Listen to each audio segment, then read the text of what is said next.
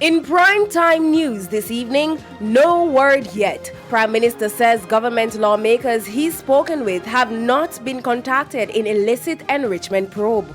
What about us? Residents of first firebomb attack in Gregory Park says state officials have ignored their plight.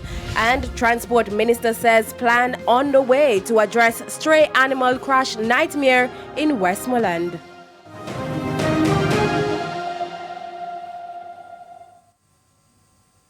Good evening and welcome to Primetime News on air and online at onespotmedia.com. I'm Archibald Gordon. And I am Andrea Chisholm with a preview of what's to come in business news. Here's Javon Keys.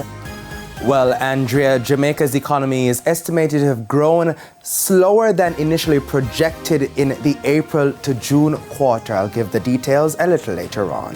Thank you, Keys, and it's getting closer to the world champs. Jermaine Brown is also here with a preview of what's coming up in Primetime Sports. Thank you, Arch. Yes, indeed. We're just a quick sprint away now from the start of the World Athletics Championships in Budapest, and quite a number of our athletes are saying they're firing on all cylinders. We'll have the details a bit later on. You think he's going to tell us about the weather in Budapest? Perhaps. Let's see. Romaine Robinson, what can you tell us about the weather?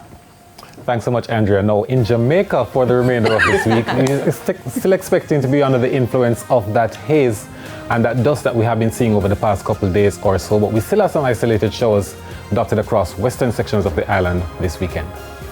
There's also sports commentary and E-Prime in this newscast, but before the break, the feedback question. And this evening we're asking, what do you make of the revelation that 250 people have died in road crashes so far this year? You can share your comments online, facebook.com/televisionjamaica and tweet us at TVJ News Center.